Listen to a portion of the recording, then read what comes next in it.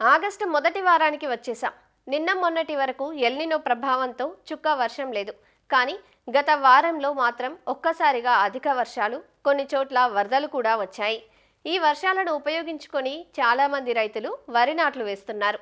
అయితే ప్రధాన పొలంలో నాట్లు వేసుకునేటప్పుడు రైతులు పొలం తయారీ, మొక్కల సాంద్రత, ఎరువులు, కలుపు యాజమాన్యం వంటి అన్ని శాస్త్రీయ అంశాలను దృష్టిలో ఉంచుకున్నట్లయితే పైరు త్వరగా కుదురుకొని బలంగా ఎదిగి మంచి దిగుబడులను ఇచ్చే అవకాశం ఉంటుంది.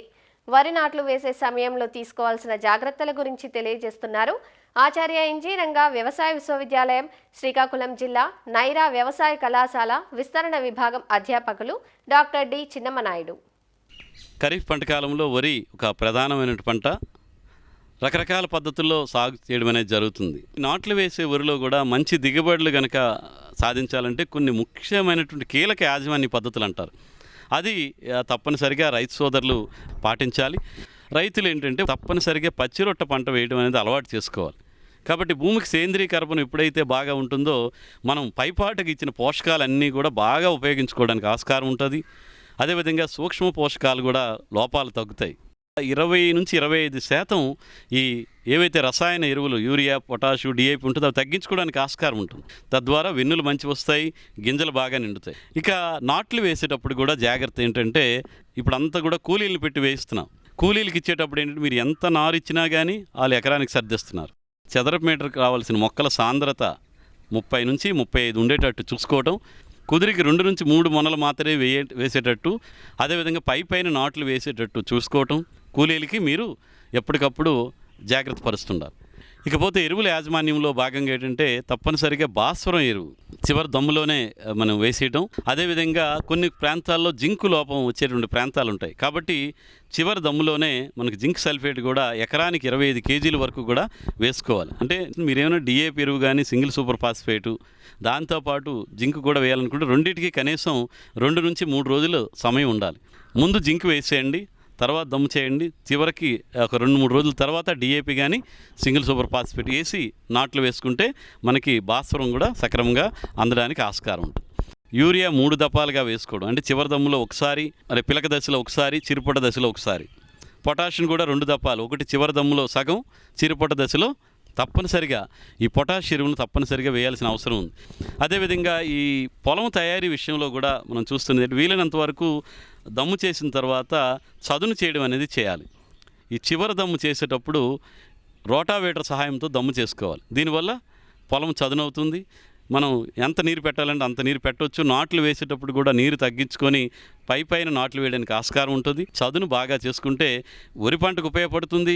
మీరు రబీలో వేసిన పంటలు మొక్కజొన్న కానీ, వేరుశనగ, జీరో టిల్లి పద్ధతిలో వేసేటువంటి పంటలు ఏవైతే వేస్తారో వాటిలో కూడా నీటి యాజమాన్యం సక్రమంగా చేసుకోవడానికి ఆస్కారం ఉంటుంది. కాబట్టి పొలం తయారీ విషయంలో కూడా రైతులు జాగ్రత్తలు తీసుకోవాలి.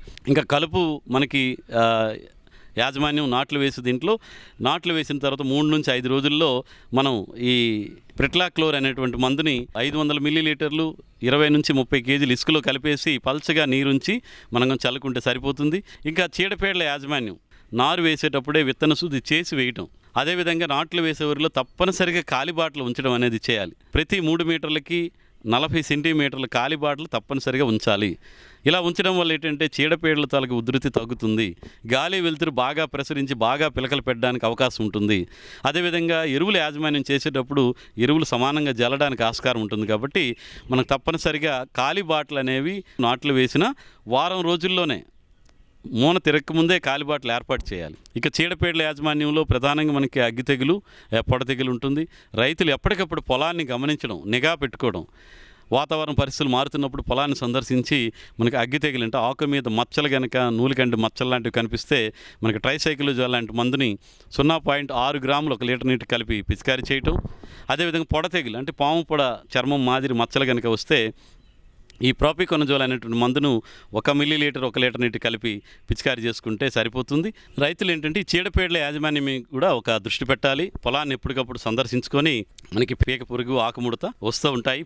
అది ముందు జాగ్రత్తగా ఏంటంటే నాట్లు వేసిన తర్వాత ఒక 10-15 రోజుల తర్వాత పల్చగా నీరుంచి కార్బోఫ్యూరాన్ 3G గుళికలు అయితే కనుక మనకు 10 కేజీలు ఎకరానికి వేస్తే మనకి పీక పురుగు, అదేవిధంగా ఆకుముడత ఇలాంటి పురుగులు కూడా తగ్గడానికి ఆస్కారం ఉంటుంది. అదేవిధంగా సేంద్రియ ఎరువుల్లో భాగంగా ఇటీవల కాలంలో మనం జీవన ఎరువులు కూడా వరి పంటకి వేయాలని చెప్పేసి సూచించడం జరుగుతుంది. మనకి అజోస్పైరిల్లం ఒకటి, అది నత్రజని అందించేటువంటి ఎరువు. భూమిలో ఉండే భాస్వరాన్ని కరిగించి మొక్కకు అందించేటువంటిది పిఎస్బి అంటాం, ఫాస్ఫరస్ సాల్బులైజింగ్ బ్యాక్టీరియా. ఈ 2 జీవన ఎరువులు 500 మిల్లీలీటర్లు ఒక్కొక్కటి. దీన్ని ఒక 100 కేజీల పశువుల గత్తానికి కలిపేసి నాట్లు వేసిన 10 రోజుల లోపు కనుక పొలంలో పల్చగా నీరుండేటప్పుడు చల్లుకుంటే ఈ జీవన ఎరువులు కూడా భూమికి చేరి నత్రజన్ని భాస్వరాన్ని మొక్కకు అందిస్తాయి. తద్వారా రసాయన ఎరువులు తగ్గించుకుంటాం, తద్వారా చీడపీడలు తగ్గడానికి ఆస్కారం ఉంటుంది. కాబట్టి రైతు సోదరులు సాగు ఖర్చులు తగ్గించుకొని నాట్లు వేసే వరిలో కూడా మంచి దిగుబడులు నికరాదాయాన్ని తీసుకోవాలంటే ఇప్పుడు మనం చెప్పుకున్నటువంటి యాజమాన్య పద్ధతులు పాటించాల్సిందిగా రైతు సోదరుల్ని కోరుతున్నాను.